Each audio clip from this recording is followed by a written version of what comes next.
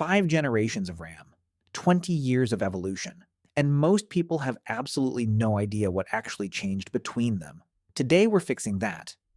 I'm going to walk through every single DDR generation, where it started, what improved, how fast it actually is, and what all of that means for your PC. And I promise, no technical jargon, no engineering textbooks, just plain English. But before we get into the generations, we need to understand one thing first, what RAM actually does and why its speed matters. Because without that, the numbers mean nothing. What is RAM and why does speed matter? RAM, random access memory, is your computer's short-term memory. When you open a game, a browser, a video editor, that data gets loaded from your storage drive into RAM. And from RAM, your CPU grabs it to actually work with it. Think of it like a desk. Your storage drive is the filing cabinet across the room. Everything is stored there, but accessing it takes time. RAM is the desk surface right in front of you. Fast access, ready to use. Now, here's why RAM speed matters. Every single time your CPU needs data, it sends a request to RAM and waits for the answer. If your RAM is slow, the CPU sits there doing nothing, waiting. If your RAM is fast, the CPU gets its data quickly and keeps working. And that waiting time, that back and forth between CPU and RAM, is exactly what improved with every single DDR generation. Let's go through them one by one. DDR1.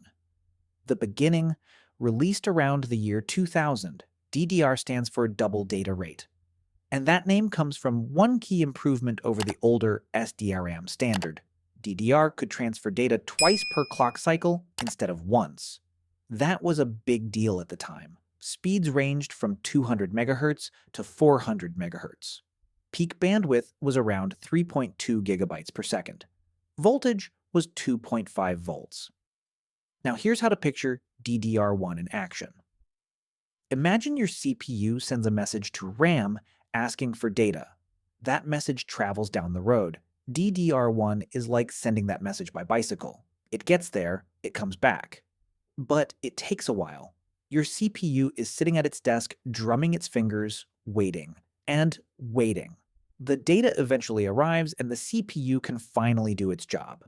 For the time, this was genuinely fast. Programs loaded, games ran. But by today's standards, DDR1 is painfully, almost comically slow. You would feel every single millisecond of that bicycle ride. DDR1 used a 184-pin slot and ran at 2.5 volts. If you somehow have a DDR1 system today, it's a museum piece. A beautiful one, but a museum piece. DDR2 arrived around 2003 to 2004, and it made two things significantly better: speed and efficiency. DDR2 doubled the data bus speed compared to DDR1 while dropping the voltage from 2.5 down to 1.8 volts. Speeds ranged from 400 MHz to 1066 MHz.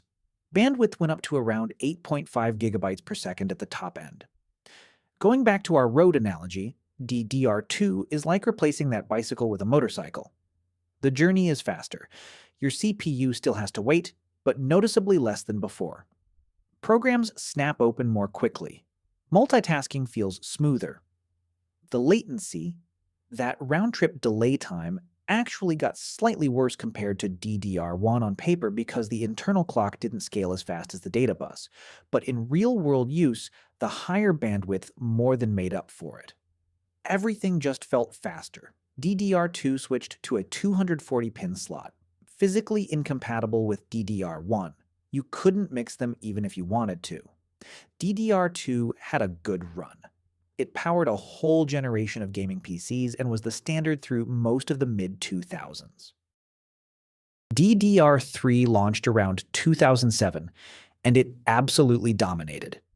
It was the standard RAM for nearly a decade, and for good reason. Voltage dropped again from 1.8 down to 1.5 volts. Speeds ranged from 800 MHz all the way up to 2133 MHz and beyond with overclocking. Bandwidth hit up to 17 gigabytes per second. Our road analogy, DDR3 is like replacing the motorcycle with a sports car. Clean, fast, efficient. The CPU sends a request and the data comes back quickly. That finger-drumming wait, mostly gone for everyday tasks. DDR3 is also when RAM started to feel genuinely transparent for most users, meaning your RAM stopped being the obvious bottleneck. Games loaded fast. Browsers were snappy. Video editing became practical on consumer hardware. It also introduced low-voltage variants, DDR3L, running at 1.35 volts, which became standard in laptops for better battery life. DDR3 stayed relevant for an almost ridiculous amount of time. Many budget systems were still shipping with DDR3 as late as 2019 and 2020. That's how good it was for its era. By the way, if you're enjoying this kind of breakdown, I've got videos on this channel covering everything from GPU names and CPU generations to graphics technologies and how to build your first PC.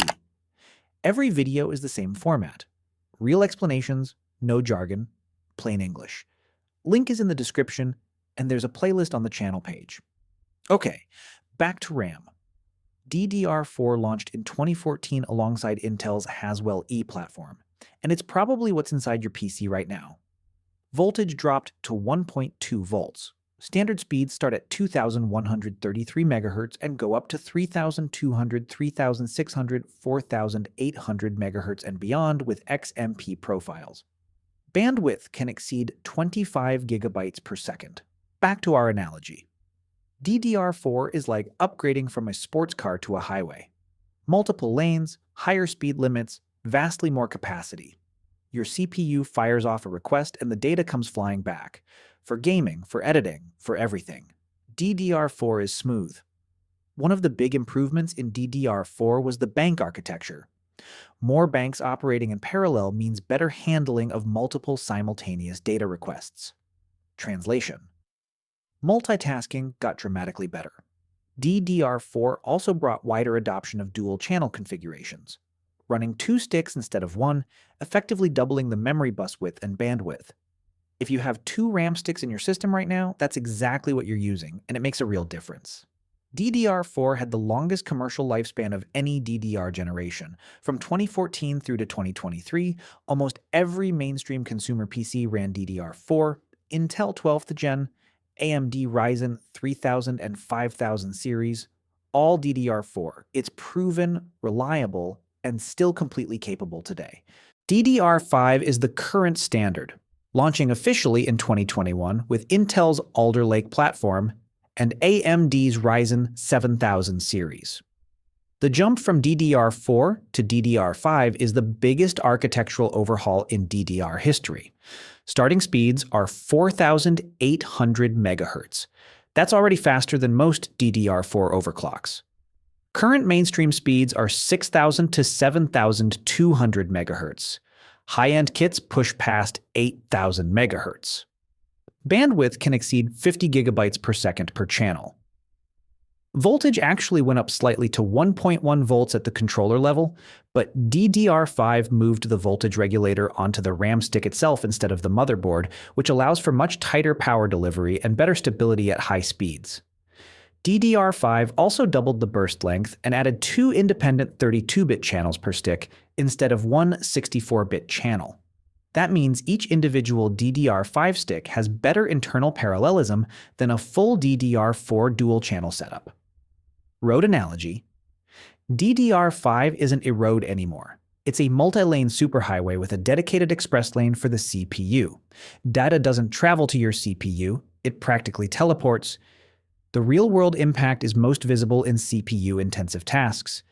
Video rendering, large game world streaming, AI workloads, heavy multitasking. In pure gaming at 1080p, it can be hard to tell the difference from fast DDR4.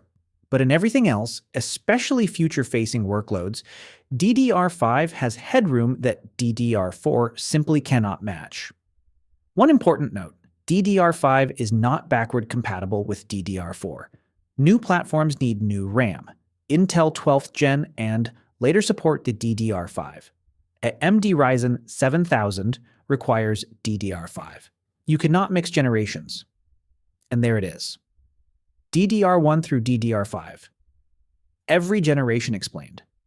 From the bicycle pace of DDR1, through the motorcycle years of DDR2, into the sports car era of DDR3, the highway of DDR4, and the superhighway of DDR5. Every generation brought more speed, lower voltage, higher bandwidth, and better architecture. And each one was a real, tangible improvement in how fast your computer feels to actually use. If this video finally made RAM make sense, drop a like. It genuinely helps the channel. And let me know in the comments, what generation are you running right now? Subscribe if you're new hardware breakdowns every week. I'll see you in the next one. Peace.